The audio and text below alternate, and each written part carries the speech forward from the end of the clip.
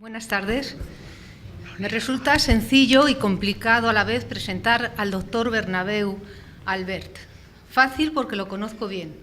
Somos colegas y compañeros en el Consejo Superior de Investigaciones Científicas y además amigos entrañables desde hace muchos años. Difícil porque a veces la proximidad nos dificulta la visión y necesitamos hacer todo un ejercicio de observación desde la lejanía para comprender la dimensión de una persona y de una obra.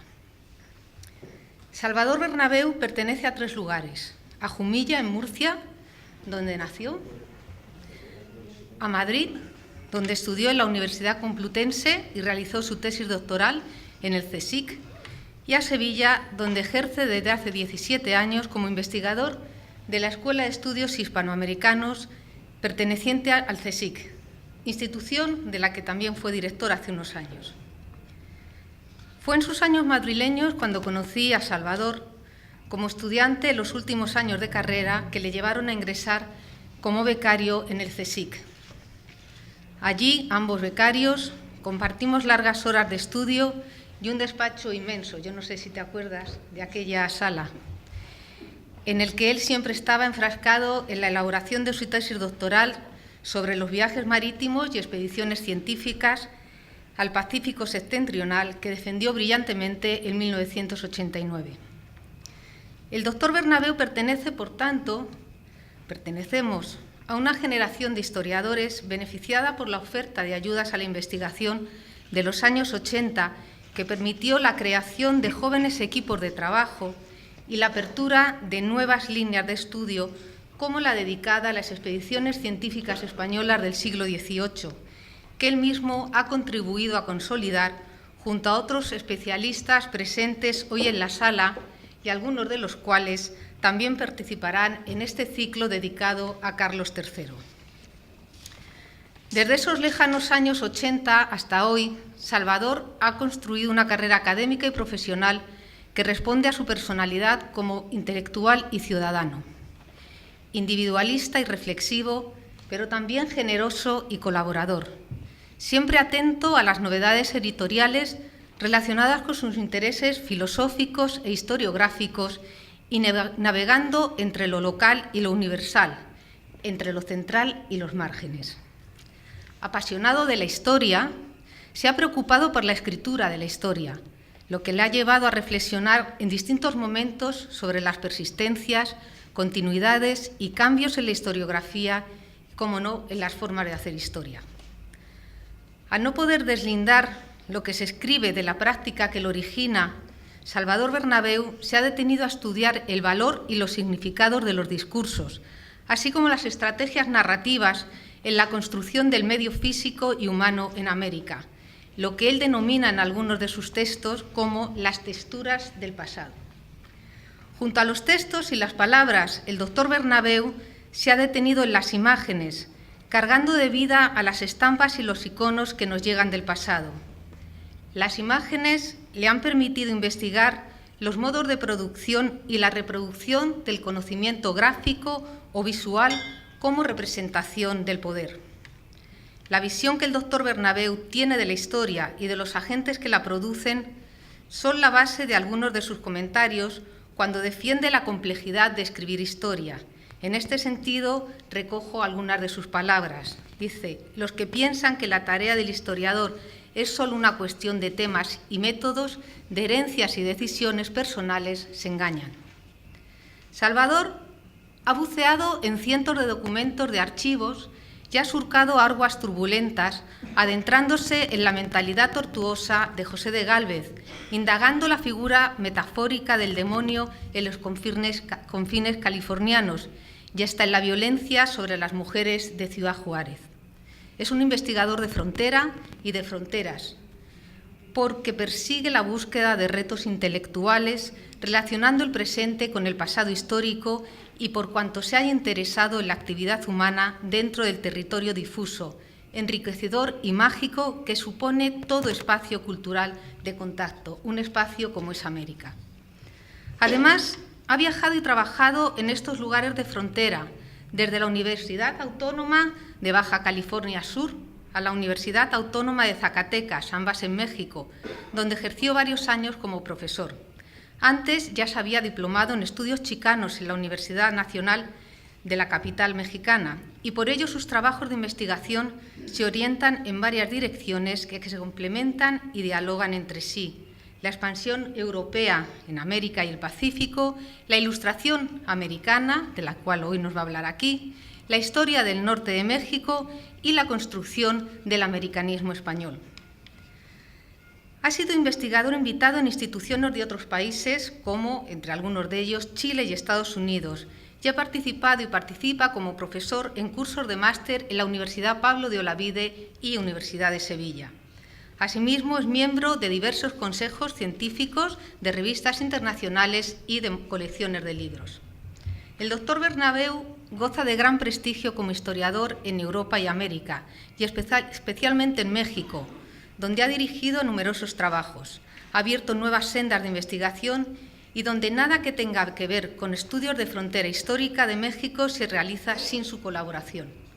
Ha dirigido varios proyectos de investigación, como el titulado Las fronteras y sus ciudades, herencias, experiencias y mestizaje en los márgenes del Imperio Hispano, de los siglos XVI al XVIII, y el último, titulado El Pacífico Hispano, imágenes, conocimiento y poder. Es también autor de más de 40 artículos en revistas especializadas, así como de más de 50 capítulos de libros, monografías y ediciones. Entre ellos tengo que destacar algunos. Expulsados del Paraíso, el exilio de los misioneros jesuitas de la península californiana, el titulado El Gran Norte Mexicano, indios, misioneros y pobladores entre el mito y la historia. Un tercer libro es El Septentrión Novohispano, ecohistoria, sociedades e imágenes de frontera, y sin duda una de las obras que más difusión ha tenido es La aventura de lo imposible, expediciones marítimas españolas. Entre sus trabajos dedicados al pasado del Pacífico destacan dos: El Pacífico Ilustrado, del lago español a las grandes expediciones, y El Pacífico Español, mitos, viajeros y rutas oceánicas. En los últimos años ha coordinado varias obras. Algunas de ellas son Un océano de seda y plata, La nao de China, Conocer el Pacífico y el más reciente, que acaba de salir, Filipinas y el Pacífico, nuevas miradas, nuevas reflexiones. También es autor de ediciones anotadas de fuentes y diarios dedicados a varios viajeros del Pacífico, como Bodega y Cuadra, Bruno de Zeta, Longinos Martínez, entre otros. Hoy nos ofrece la conferencia Carlos III y los mares del sur, viajes, proyectos colonizadores y la defensa del Pacífico español, en la que les aseguro aprenderemos y disfrutaremos con el rigor intelectual y el impulso vital que el profesor Bernabeu confiere a todo lo que hace. Muchas gracias. Pues, en primer lugar, muchas gracias por estar aquí y no estar viendo el fútbol u otras cosas. Yo, la verdad, que a pesar de este currículum, cada vez me pongo más nervioso a hablar en público, y espero que bueno, esta síntesis, que es difícil de armar sobre el Pacífico Sur, sea de su agrado, porque realmente es un continente, es un océano que está de moda.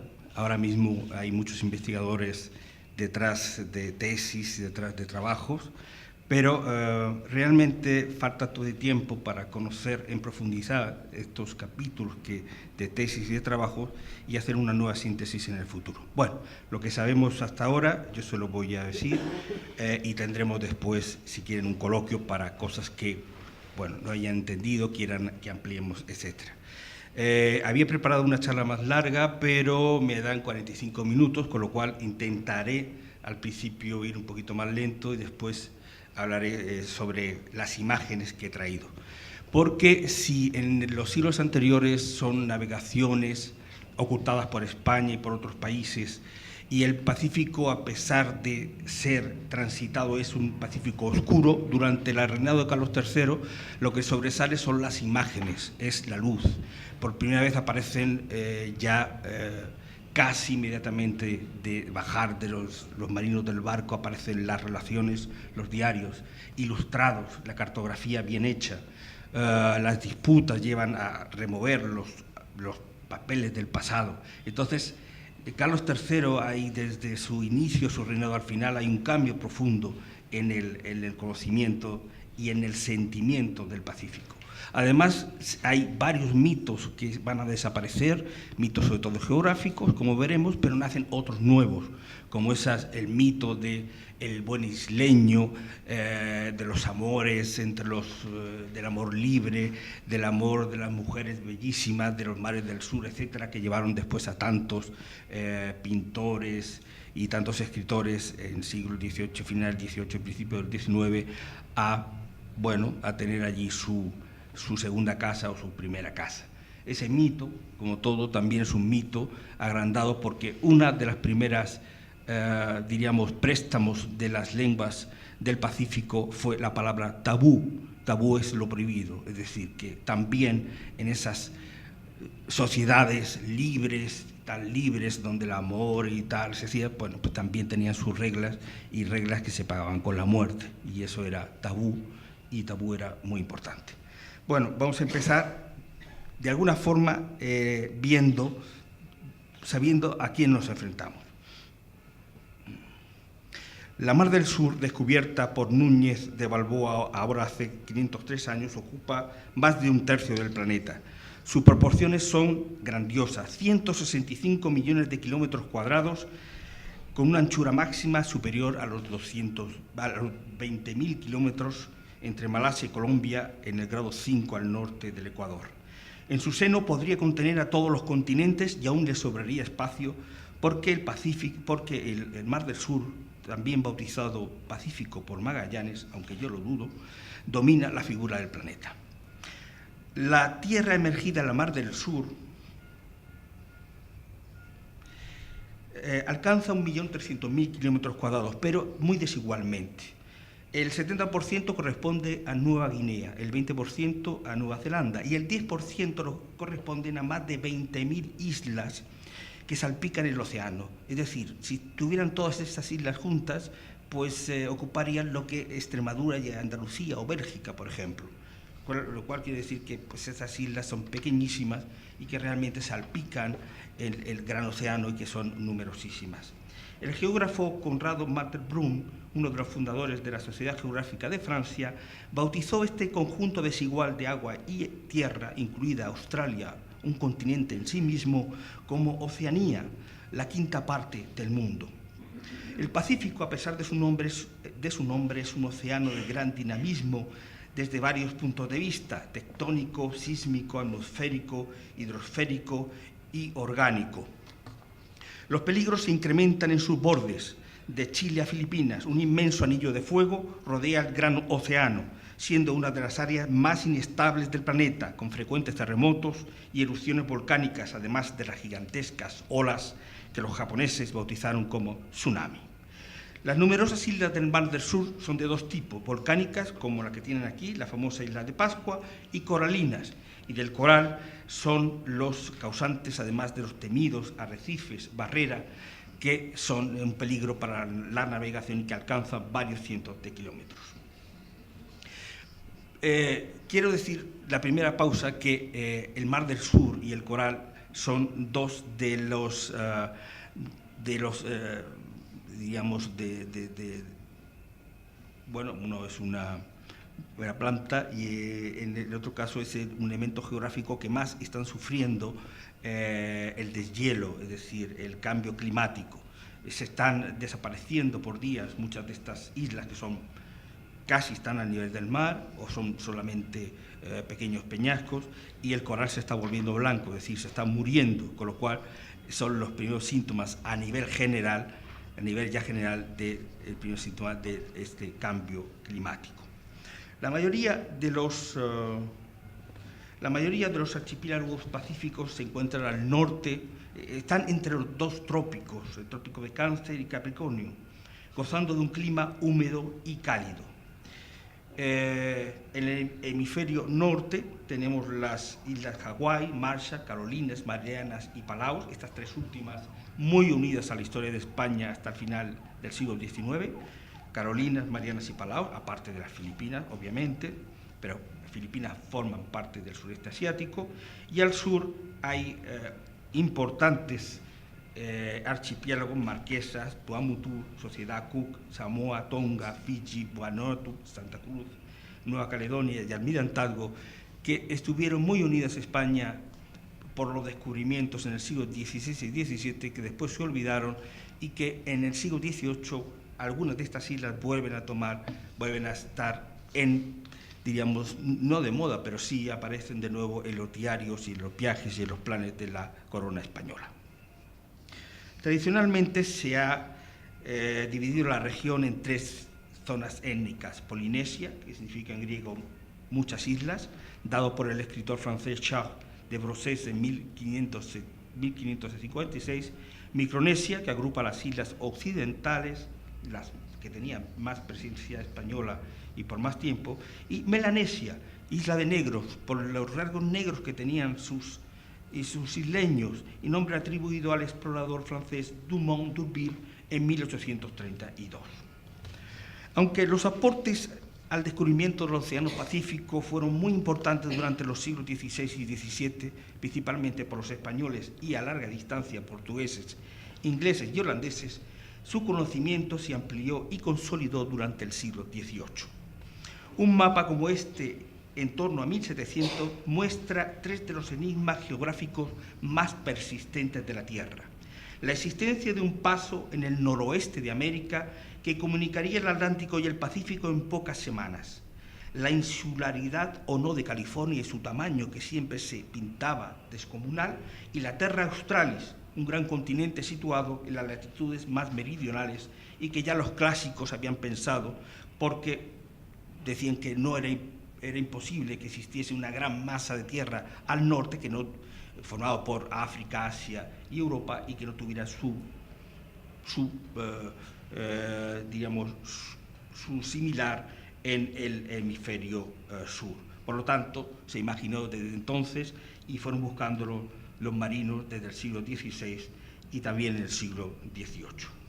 En contraste, los mapas elaborados hacia 1800-1830 exhiben el paso gigantesco realizado gracias a varias generaciones de navegantes, científicos y cartógrafos ilustrados que viajaron o pensaron el inmenso océano.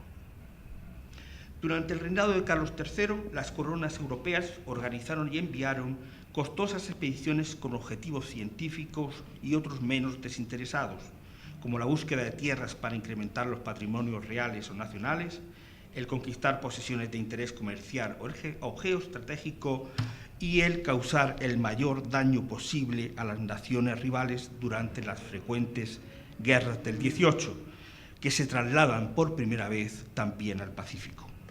Además, para potenciar la nueva expansión colonial, las expediciones deberían buscar rutas seguras en los mares, perfeccionar la cartografía y mejorar la sanidad y la vida a bordo. En la imagen tiene el cuadro de Nicolas Monsieur de 1817, donde Luis XVI da instrucciones a la Pérouse, un magnífico navegante que murió en plenas aguas del Pacífico durante la realización de su expedición. Tras la Paz de París de 1763, se inicia una carrera de los grandes países europeos por conocer el Océano Pacífico. Ya no son viajes con marinos, con unos cuantos marinos, ya no son viajes para capturar el galeón de Manila, etcétera, sino ya preparados con naturalistas, con botánicos, con los últimos adelantos astronómicos, leyendo las cartas anteriores, haciendo informes, etcétera.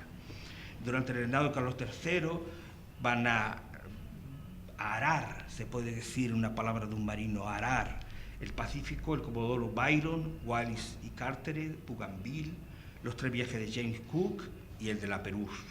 Y durante Carlos IV ya aparecen los barcos de las expediciones rusas y norteamericanas. y será también en ese biznaga entre Carlos III y Carlos IV cuando se realiza la expedición Malaspina-Bustamante entre 1789 y 1793, que se organiza y planifica durante el reinado de Carlos III, pero se desarrolla durante el reinado de su hijo, logrando emular a las organizadas por las coronas de Inglaterra y Francia.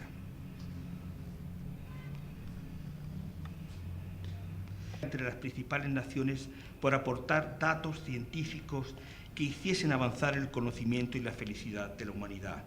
En esta empresa de la Ilustración, que tendría en el Océano Pacífico uno de sus escenarios principales, los españoles no fueron meros observadores o protagonistas secundarios, como pintan los libros generales en inglés o francés. Muy al contrario, sus contribuciones fueron decisivas, aunque en muchos casos, como reconoció Ortega y Gasset, el español ha sido un magnífico explorador de islas, luego las dejaba olvidadas. Fue, como Ulises, un Don Juan de los mares.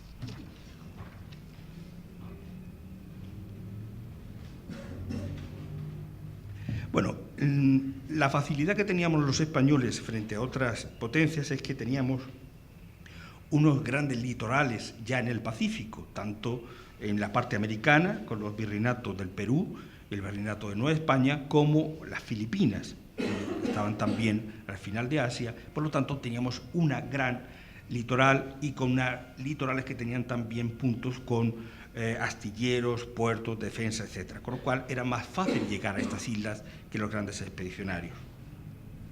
Y entonces es cuando comienza o va a comenzar España una acción que al principio será de vigilancia, después de colonización y al final de organizar grandes expediciones. ¿Por qué? Principalmente porque ya no valen las bulas papales que dividían el mundo entre los españoles y los portugueses, sino que la tendencia era que aquellos territorios que estaban colonizados eran de ese país y los que no, pues no. Con lo cual España, que pensaba o sentía que toda América era suya, pertenecía al rey de España y que las islas o gran parte de las islas también, pues se lanza a toda una serie de expediciones mayores o menores para, en primer lugar, reconocer estas islas. Y poco a poco, en cada uno de estos viajes se aumentan con marinos de la Armada, guardiamarinas, que van a perfeccionar las cartas y van a ir ocupando sitios de gran estrategia, de gran poder estratégico. Y eso ocurre en todas las direcciones. En primer lugar, vemos el sur de Chile, por ejemplo, y aquí nos tenemos que retrotraer unos años antes. En 1741, la expedición de George Anson pues está durante 2 meses en el puerto de Inche y además un navío suyo, el Bagger, también naufraga. Aquí es una imagen de este naufragio del Bagger que va a causar una gran sensación en la corona española. Por lo tanto, se inician toda una serie de expediciones antes de Carlos III para conocer dónde estaban los ingleses y si realmente se habían establecido allí. Antes tenemos a personajes, puesto que es una zona de muy difícil navegación, con piraguas, con rocas, con intermedios, con canales, con un peligro tremendo, pues hay que reconocer los viajes en los años 50 de Mateo Abraham, Brizuela, etc. Y ya en el reinado de Carlos III, ya mandamos voz, estamos subiendo en Eurovisión. Tenemos después, ya en el Carlos III, los viajes de soldados y de marinos, como el cabo Pedro Mansilla y el alférez Cosme Huarte, y sobre todo el piloto Francisco Machado, que llega a los 49 grados 22 minutos sur. Pero serán también los misioneros, primero los jesuitas y después los franciscanos, los que inician una gran labor para buscar pueblos donde evangelizar. Y lo curioso es que muchos de estos diarios y de estos mapas llegan antes que los españoles, o sea, y otros mapas también hechos por los castellanos, porque estas organizaciones religiosas tenían unos libros que se publicaban en Francia y en Inglaterra, en donde anualmente publicaban los, diríamos, los avances en la cristianización del mundo, es decir, un capítulo dedicado a Tartaria, otro capítulo a África, etc. Y en estos libros se van a colar estos mapas y estas relaciones, con lo cual van a ser conocidas antes en Europa por estos frailes y por estos jesuitas que por parte de los españoles. Pero finalmente, ya igualmente en la bisagra entre los dos siglos, entre los dos reinados, perdón, aparece la figura del alférez de navío José Moraleda Montero, en donde en dos campañas, primero una en Chiloé y el otro reconociendo la costa occidental de la Patagonia, con dos goletas piraguas que realmente daban miedo verlas por su fragilidad, la Carmen y la Rosario, realizan una excepcional cartografía de la zona. Si ven ustedes el mapa anterior, es un mapa totalmente recto, porque los navíos que salían del estrecho de Magallanes aprovechaban la corriente de Humboldt para subir inmediatamente hacia el norte. Sabían que a la derecha era todo peligroso y indios pues que se iban a mostrar poco colaboradores con los españoles. Bueno, pues a partir de ese momento, de estos reconocimientos, ya aparecen todos estos, diríamos, bahías, canales, islotes, etcétera, que le dan ese perfil tan característico del sur chileno, que es tan importante y que se pesca tanto marisco que después nos comemos nosotros con mucho gusto. Pero aquí tienen una de las figuras, de las cartas de Moraleda Montero, que fueron fueron siempre alabadas por los navíos, por los navegantes posteriores, desde Malaspina hasta Humboldt. Pero también del Perú tenemos unas dos expediciones importantísimas, una a la isla de Pascua, que es la segunda vez que se va a Pascua, y las que van a la isla de Tahití o Tahiti, como dicen los actuales nativos.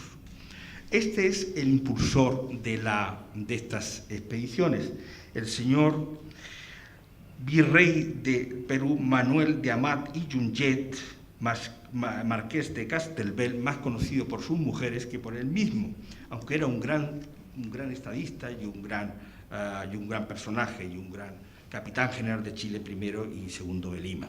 Es conocida sus amores con María Micaela Villegas la Perricholi, y además porque con todo el dinero que consiguió de Lima, pues cuando volvió a Barcelona hizo un palacio, el Palau de la Virreina, porque el pobre terminó el palacio, se murió, y la Virreina María Francesca le sobrevivió 20 y tantos años, con lo cual el Palau de la Virreina de Barcelona, si ustedes la visitan en el futuro, porque es un museo y es un centro de arte y de fotografía, pues en realidad es el Palau de este tipo, que era bastante mujeriego, y María Francesca lo disfrutó. Bueno, lo que hizo en primer lugar era pues renovó, cambió y transformó muchos de los puertos del Pacífico, pero además envió una expedición hacia una tierra desconocida, tierra de Davis, en un principio, que sería la primera visita que hacen los españoles a la famosa isla de Pascua. El 10 de octubre de 1770, la expedición compuesta por el navío San Lorenzo y la urca Santa Rosalía levó anclas del puerto de Callao bajo el mando del capitán de fragata Felipe González de Edo.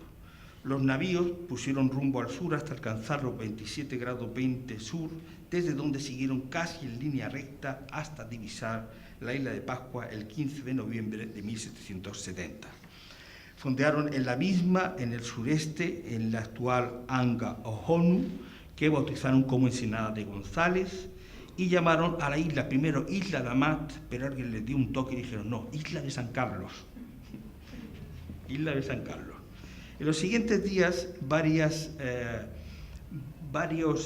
grupos pues rodearon la isla, le pusieron nombres, que no queda ninguno por desgracia, tomaron posesión de la isla, aparece un monte con 3 cruces, y estuvieron durante 5 días, y fue muy amistosa la relación con los isleños.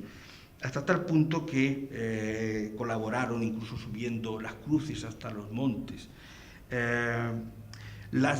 Es muy valiosísima la información de los españoles, porque la isla, si bien había sido avistada en 1686 por un pirata inglés, Edward Davis, llamando la tierra de David, el primer desembarco fue por el holandés Jacob Roger Van el 5 de abril de 1722, día de la Pascua de la Resurrección, pero al bajar tuvo problemas con los isleños y realmente tuvieron que salir por patas corriendo y apenas tuvieron relaciones. Sí tienen algunas, pero nada comparable con las que tenemos en los museos españoles. Se habla así, por tanto, tenemos muchos conocimientos sobre las costumbres, sobre lo que está pasando en esta isla, sobre esa desertificación de una forma exagerada y de forma rápida. Y por supuesto se habla también de los Moai que después pintaría, en este caso es un pintor de la expedición de James Cook. Total que el virrey estaba muy contento, pero cuando se decide a poblar Pascua se entera de que los franceses, Bougainville en 1768 y después Cook en 1769, llegan a Tahití, y que aquello no tiene nada que ver con Pascua, mientras que Pascua era un desierto, estaba desertificándose con la gente muy pobre, todo lo contrario era Tahití, era un paraíso en la tierra. Y entonces se arman 3 expediciones. La primera expedición la capitanea Domingo Bonaechea, lleva a 2 franciscanos en este primer viaje, desde Santa Rosa do Copa, un colegio franciscano de propaganda fide, y este es el mapa del descubrimiento o de la llegada, descubrimiento por los españoles de la isla de Tahití. Este es el primer mapa que se realiza. Los españoles llegan al sureste, están en el puerto que llaman en el puerto de Airúa, en el sudeste de las islas. Allí reciben a los caciques, hacen regalos, intercambios, tienen varios informes interesantes e incluso se van a llevar a 4 naturales de la isla a Lima para que aprendan el idioma. Llegan solamente 3, pero esos 3 son muy importantes para que ya lleguen después los españoles sabiendo el habla de la isla de Tahití.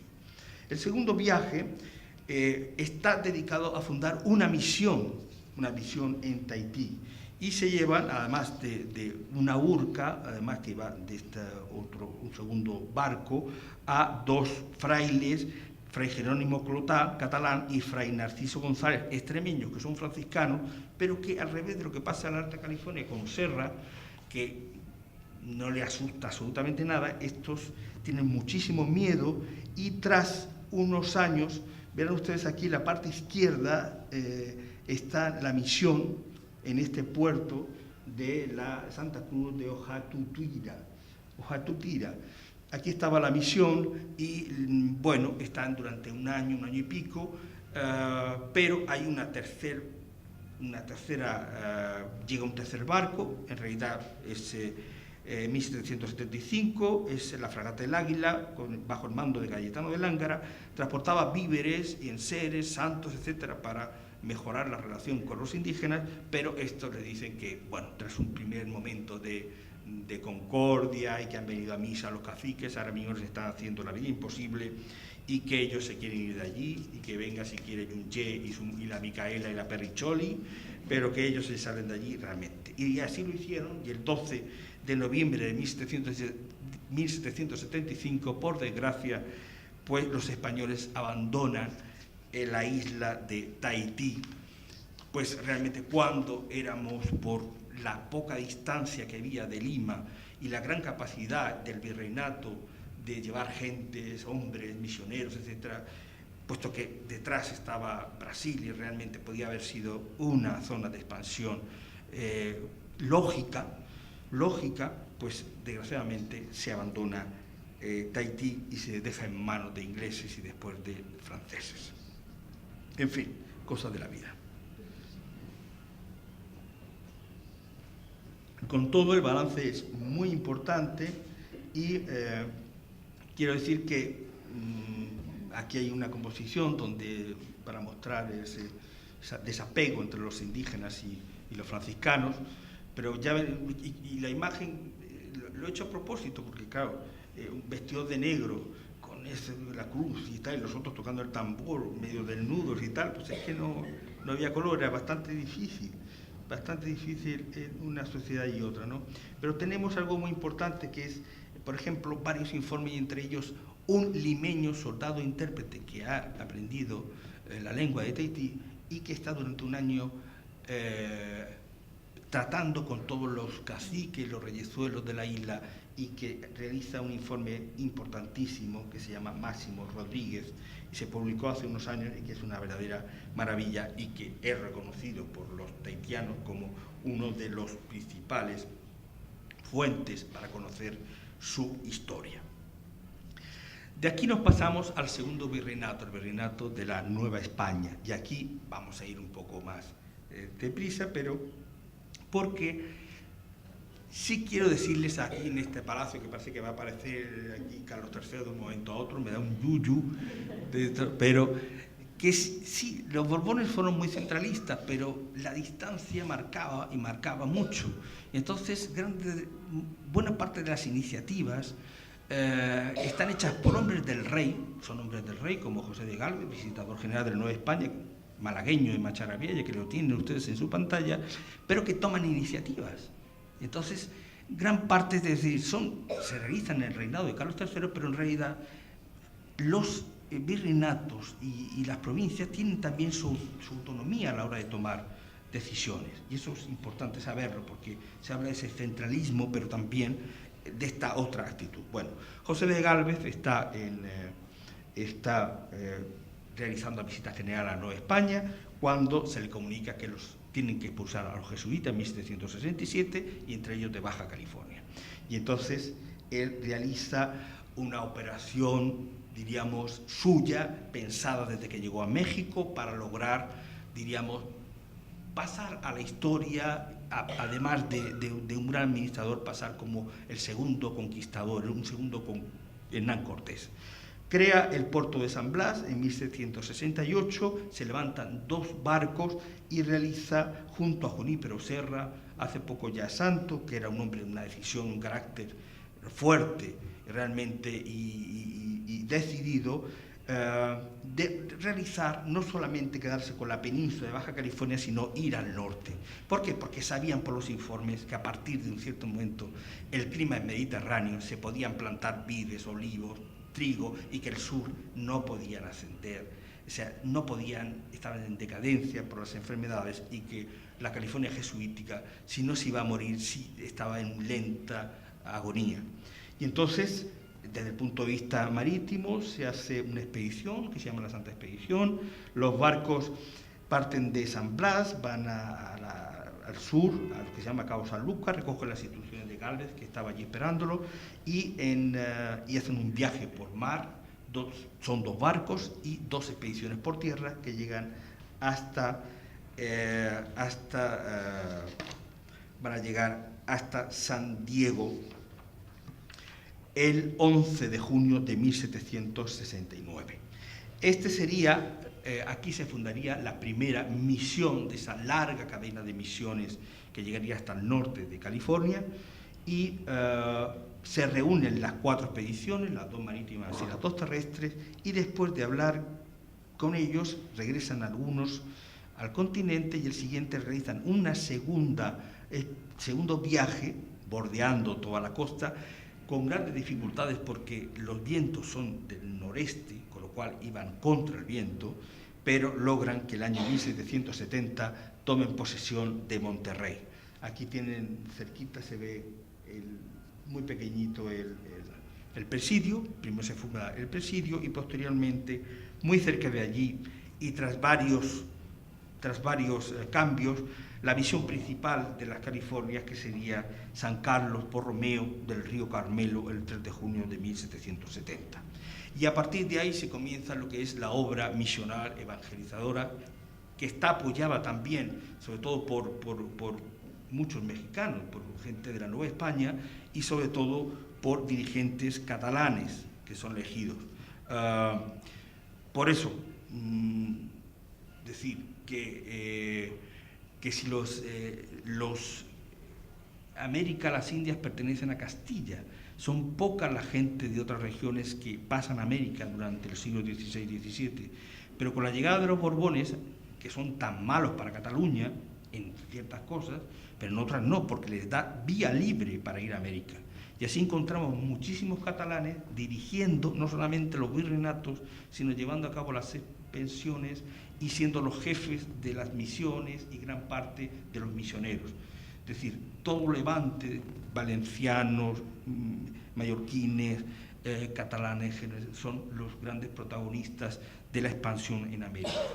Y bueno, pues aquí el primer gobernador es catalán, el tercero también, el sexto y séptimo también, y son los voluntarios de Cataluña los que no solamente van a estar en la conquista de la Alta California, sino además en la segunda etapa, el segundo escenario que va a producirse, se va a abrir en el año 1773. Aquí está la misión de San Carlos de Monterrey y aquí tiene el segundo escenario. ¿Qué ocurre? Pues que en 1773, y ya desde tiempos antes, Carlos III le había pedido a sus embajadores que, aparte de comer y de fiesta y todas esas historias que hacían y que conocemos por Casanova, etcétera, pues que se pusieran un poco las pilas y que buscasen información, por lo menos para saber qué estaban haciendo los europeos en el Pacífico. Y quizás las noticias que nos llegan más peligrosas son desde Rusia, desde San Petersburgo. Y hay varias cartas, son muy difíciles de leer porque mezclan varias expediciones en una misma carta, entonces es difícil de descifrar. Pero en 1773, el conde de Lacy, que era nuestro embajador, le dice a Carlos III que los rusos han llegado ya a América, a tierra firme. Monta en cólera, no sé cómo montaría en cólera, pues sería después de la caza, porque se pasaba todo el día cazando, Carlos III menos 2 días al año, entonces no sé si montaría en cólera o no había cazado ese día bien. Bueno, que vaya un barco, bueno, que vayan y que se pueda ver lo que hace. Y ahí está José de Gálvez para iniciar desde San Blas las expediciones al noroeste. Dentro del reinado de Carlos III, quiero resumir, hay 4 expediciones. La primera, como no han llegado los guardiamarinas que les van a enviar desde Cádiz y de Cartagena, lo realiza un piloto que había estado en California, que se llama Juan Pérez mallorquín, y que realiza un viaje impresionante cuando era un piloto y en una barca realmente que da grima nada más que verla por sus pocas dimensiones, construida allí en San Blas. Este hombre llega hasta los 53 grados 53 minutos a la Tyson, a la entrada de Dixon, en unas aguas heladas, en unas nunca conocidas por los españoles ni por otros pueblos. Pero además, como no les deja, este es el mapa, el único que hace, que está en Washington, y porque realmente pues, no era un marino profesional, era un piloto, pero realmente realiza esta primera y meritoria carta del noroeste. Pero llevado por los vientos sur, el 8 de agosto de 1774, esta sería la zona que él ve, él está la Tyson entrada, baja hasta la isla de Vancouver y en medio de la isla de Vancouver se mete por un pasadizo y descubre lo que será un gran, diríamos, el gran puerto del noroeste, que es el puerto de Nootka, puerto que después fue muy, diríamos, no debatido, sería disputado tanto por españoles como norteamericanos, ingleses, portugueses, etc. El segundo viaje, aquí está posterior a este momento, pero es cómo se entraba al puerto de Nootka. El segundo viaje es de Juan Francisco de la Bodega y Cuadra, también con Juan Pérez, ya se llega mucho más al norte, se descubre algunos puertos, y este será el último de los viajes de 1788, porque en este viaje sí no quiero entrar, los descubrimientos, hay una gran cartografía que ahora la veremos, pero en estos momentos, justamente el año de la muerte de Carlos III, en 1788, un piloto, López de Haro, encuentra a los rusos. Los rusos en la isla de Kodiak, pues aparte de todo lo que los planes que tenían y todos los establecimientos rusos que tenían en el noroeste, le dice que el año siguiente van a ir a ocupar el puerto de Nuzca, con lo cual se baja corriendo, prepara los barcos y en 1789 sube y lo que van a hacer es pues tomar el puerto de Nuzca. Lo que pasa es que cuando llegan a Nuzca, que es conocido porque había estado el capitán Cook, pues se encuentran que hay portugueses, que hay norteamericanos, que hay... Entonces, Esteban Martínez apresa algunos de los barcos y comienza una controversia, la controversia de Nuzca, pero ya durante el reinado de Carlos IV. Pero no quiero dejarles sin saber qué pasó al final. Finalmente se manda a estos dos caballeros, que es Bodeguer Quadra y George Vancouver, que son otro gran almirante inglés, y no llegan a muchas cosas, pero no llegan finalmente a un tratado, pero se manda a las respectivas cortes, y en 1794 por la Convención de Nuzca, pues se decide que ningún país, ni España ni Inglaterra, tenga puestos fijos en el noroeste de América, que sea de libre navegación y que tampoco se deje a otras naciones que tengan establecimientos fijos allí. Y dirán ustedes, bueno, ¿y allí qué había? Si allí salmón. Bueno, sí, pero salmón, ¿para qué? Si no había tampoco barcos con bodegas. Bueno, lo que había era, sobre todo, el oro suave. El oro suave son las pieles de nutria, las pieles de animales, que se vendían a precios extraordinarios en el mercado chino, porque tenían poderes sexuales para los chinos. Y entonces tener mantas de estas pieles o vestirse de pieles de castores, pues, entonces, bueno, pues, no te rías porque es la verdad. Es que hay cosas que mueven la historia. Y entonces todos iban a buscar las pieles de nutria, que claro, conforme los rusos llegaban y exterminaban las nutrias, bajaban hacia abajo, hasta abajo, hasta que las nutrias casi son exterminadas. Y bueno, llega un momento también en que la oferta y la demanda, Rusia es que ya tiene cámaras de castor hasta la última criada del emperador Hirohito, al final,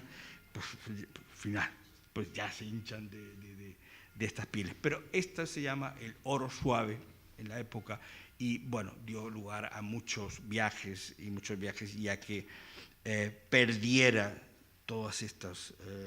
su virginidad, las tierras. Con todo, España en Nuzca realizó una labor extraordinaria.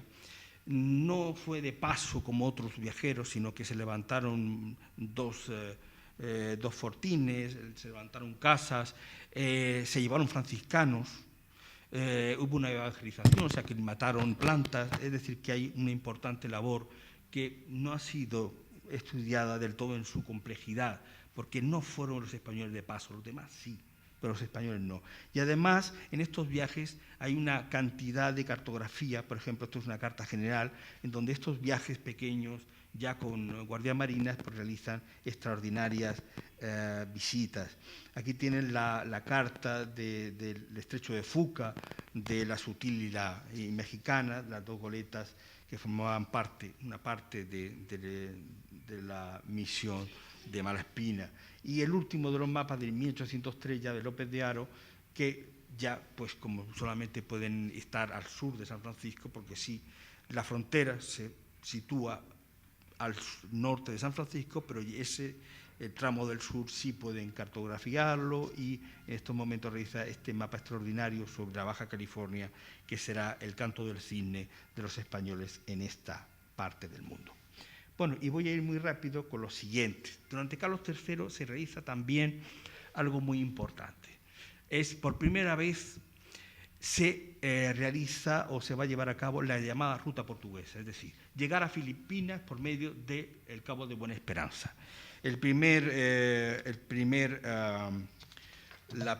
viaje es del año 1765, le siguen otros, pero el más importante después de la fragata Venus, en 1771.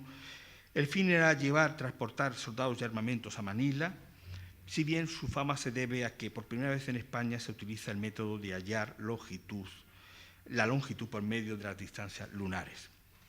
A su regreso, la Venus transporta un animalito para el rey, un elefante que le regalan a Carlos III y que una vez que se muere se diseca y está en el Museo de Historia Natural. Y además en el Pacífico, que es la ruta permanente durante el siglo XVI, XVII y XVIII, la única permanente que cruza el Pacífico, a causa de la guerra, de que ya los ingleses nos han tomado 4 galeones con impresionantes tesoros, se realizan los esfuerzos por realmente buscar nuevas rutas. Entonces tenemos una ruta hacia el norte de Filipinas, que son, aquí lo tienen doblado, que son el Cabo del Engaño y el Boxeador. Se tarda muchísimo porque Manila, que es una talasocracia, es una aristocracia del mal, talasocracia, no quiere cambio ninguno, porque ellos quieren ir por el centro de la isla, donde hay muchísimos recovecos, y entonces subían cosas de contrabando, y a la vuelta bajaban cosas de contrabando. Eso pasaba también con el Guadalquivir, que cuando se llevó la casa de contratación de Sevilla a Cádiz, todo el mundo protestó. ¿Por qué? Porque en ese tramo pues, todo el mundo sabía dónde venía, dónde poner. Pues aquí ocurre igual. Con todo, Carlos III presiona y hay varias navegaciones por el norte, que hubiera sido lo más lógico, porque se llegaba antes, es atravesar el norte y directamente al norte de las Marianas y ya a California y a México. Y después 2 navegaciones por el sur, buscando una navegación por el sur. Se descubren algunas islas, son muy meritorias, pero como verán, esta primera, que es el viaje de El Buen Fin de 1773, o este que es Morelle, que dirige el segundo viaje con la fragata Princesa, pues realmente lo que hacen es una vuelta al sur, es decir, al Pacífico Sur, pero en ciertos momentos, en los 2 momentos, fallan, no encuentran los vientos apropiados y tienen que subir al norte para buscar la ruta del Kuroshio, es decir, la corriente del Kuroshio, y de nuevo irse a América por la ruta tradicional de Galeón. Pero con todo se descubre una isla que es importante para los españoles, que es la isla de Babao. La isla de Babao, o la isla de los Amigos, también llamada islas de Don Martín de Mallorca por el virrey de la Nueva España, y que fueron realmente una sorpresa, porque sí realizaron unos encuentros extraordinarios y también tomaron muchas notas sobre la vida y sobre la vida de este pueblo, que por primera vez conocían a unos expedicionarios españoles. Este es Malaspina, es el reinado de Carlos IV, y entonces solamente quiero señalar que el viaje de Malaspina, que no fue alrededor del mundo, sino al Pacífico, básicamente, va a recorrer justamente todos las zonas que ya hemos hablado de ellas. El sur de Chile se va a aprovechar de los viajes anteriores y van a hacer nuevas mediciones, porque tienen aparatos mucho más importantes. El noroeste de América, donde de nuevo pues cartografían y aprovechan viajes anteriores.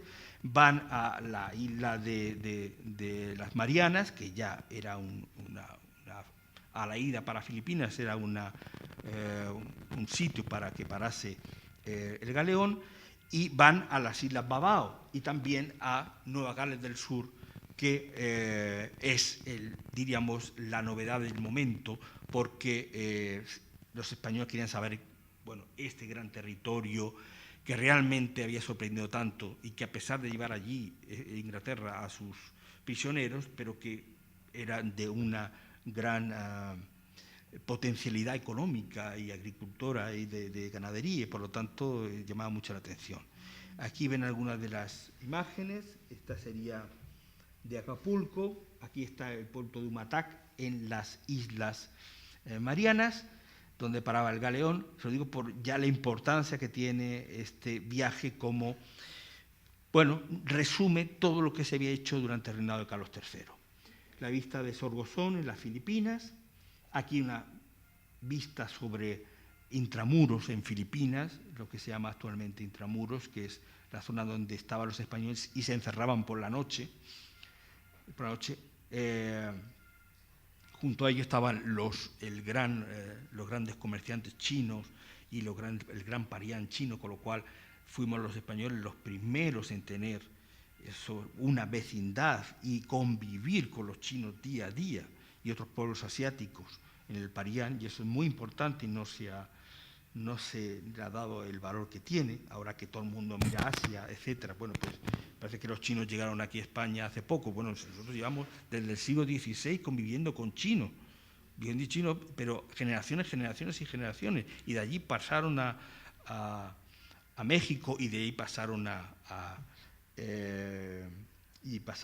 España, y ya no solamente los japoneses de Corea.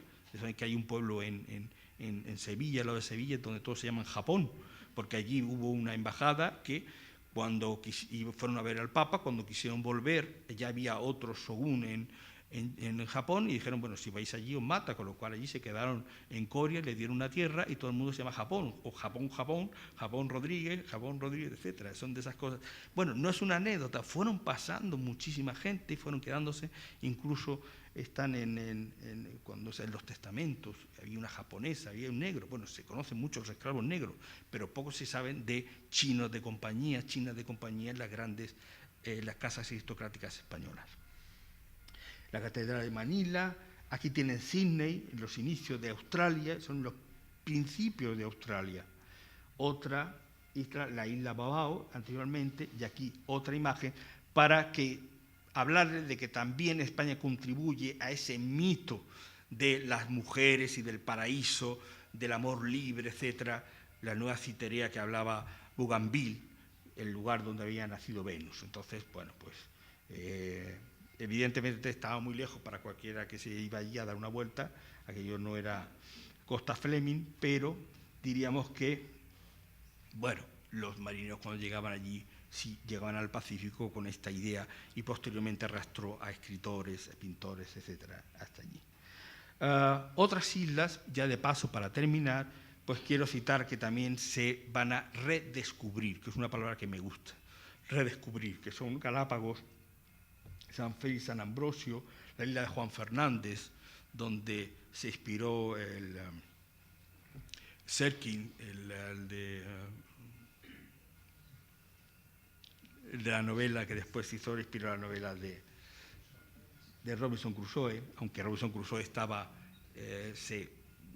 se situó en el Atlántico, más cerca de las Antillas, Robinson Crusoe, y la isla de Sale Gómez y de Villagigedo.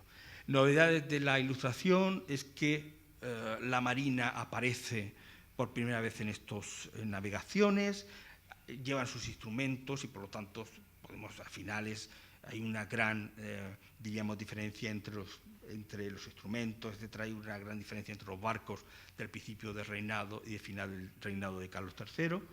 Las fortificaciones igualmente, el gran número de ingenieros militares están estudiados que van a América y que realizan planos y levantan fortificaciones también.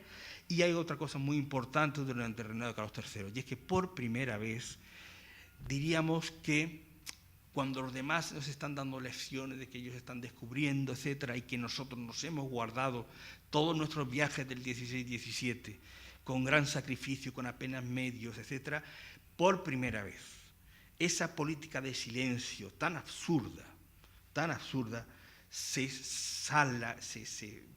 echa a un lado, se da una patada y aparecen ya, por ejemplo, la primera biografía, el primer libro que cuenta la expedición de Magallanes. Y lo hace el que era el director del botánico, es decir, que no lo hace ningún marino, sino el director botánico, Casimiro Ortega, que se dedica a decir, bueno, por patriotismo, así, patriotismo puro y duro, vamos a sacar los viajes anteriores. Y publican también, aquí tienes este viaje de Magallanes, este de Sarmiento de Gamboa. El otro es el primero de Magallanes, que se realiza con los papeles que había en Indias y con los cronistas, y otros viajes de otra gente, para que España también se ilustre con nuestros viajes, y otras relaciones, es decir, este viaje, que es un viaje al Estrecho de Magallanes, que no hemos hablado porque no es el Pacífico, pero que fue la expedición de Santa María de la Cabeza en los años 85 y 86, 1785-86 con Carlos IV, con Carlos III, pero que lo normal de eso es que esa expedición hubiera sido guardada en los cajones, solamente visto por los secretarios, por Florida Blanca, por Campomano, etc., pues de nuevo se da internacionalmente, lo cual es un cambio totalmente de mentalidad del gobierno español y de la monarquía, es decir, se da para que se conozca por primera vez, y entonces unos magníficos mapas que muestran una decisión totalmente distinta a la anterior. Finalmente, ¿qué es lo que tenemos los españoles en el Pacífico? Bueno, mire usted, tenemos en el Pacífico, después de haberlo visitado varias veces, no todas las islas, pero algunas, tenemos muchos nombres, topónimos españoles. Desde luego nos han quitado ciento y la madre. Entre otros, ellos mismos se han quitado, porque hay algunas islas que tienen hasta 7 o 8 nombres, porque lo veía uno, lo veía otro, se equivocaba, etc. Pero hay la isla de Guadalcanal, que es una ciudad de Sevilla, yo siempre tiro para mi tierra de acogida, pero Guadalcanal, que es un nombre precioso árabe, y por ejemplo, donde una batalla de la Segunda Guerra Mundial es conocida, pero hay otras no desconocidas que hay regados muchos toponísimos españoles. Si no son nombres principales, están en bahías, etcétera. Y eso hay que sentirse también muy orgulloso. Aquí está la Plaza de España, de Agaña, que es la capital de las Marianas. Tenemos americanismo y no solamente decir palabras españolas, sino palabras de América que entran dentro del castellano y que también se van a ir allí. Por ejemplo, hamaca, una de ellas. Y también son pocos los términos polinesios que llegan a nuestra lengua, pero de americanismos hay muchísimos, sobre todo en la lengua de los chamorros, que son los de las Marianas, etc. Tenemos parte, por los evangelizadores, hay también muchas fiestas. Sí, hay religión, pero sobre todo fiestas, conmemoraciones, Navidad, Reyes, no sé cuántos, en muchas islas perdidas que se deben a los españoles y que muchas veces no se sabe ni por qué han llegado allí. Bueno, pues esto es un patrimonio.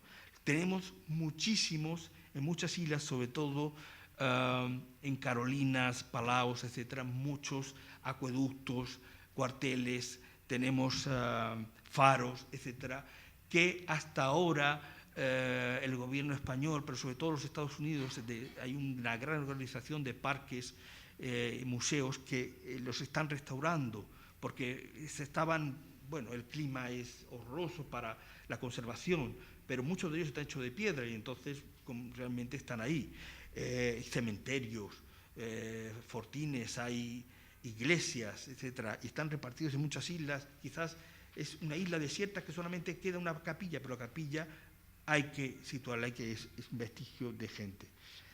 Y está por la gran cantidad de mapas, de informes y el conocimiento que tenemos del Pacífico. Por último, tenemos, esta es la imagen que hemos abierto esta charla. La figura más famosa de Carlos III es con una flor, y está viendo la flor la ve a él, en fin, aunque luego no sé por qué, porque realmente no le gustaba era pegar tiros por todas partes y matar cuando más bichos más grandes mejor, con lo cual pues ahora mismo estaría muy mal visto Carlos III. Pero aquí tiene 2 hijos, que el primero, el mayorcito, que es Fernando, es el que va a dejar su padre como rey de Nápoles con el título de Fernando IV. Es un hombre, bueno, según las crónicas, que fue bueno, un rey que estuvo bajo los dictados de su mujer, María Carolina, que era bastante brava. Pero, en cambio, el de la derecha es el infante Gabriel. Era el preferido de Carlos III. Gabriel de Borbón fue un personaje muy importante, murió poco antes de su padre, se casó con una princesa de Portugal y es un hombre que durante toda su vida crea gabinete, ayuda a la gente y es quizás el más ilustrado, con comillas, el que le gusta más la ciencia, las artes de todos los hijos de Carlos III y es su preferido. Y esta imagen, porque además no está en esa bola del mundo, no está mirando hacia el Pacífico, pero sí hacia la Tierra Australis, es decir, está en el Índico imaginando esa Tierra Australis, esa que está buscada por todos los expedicionarios del siglo XVIII.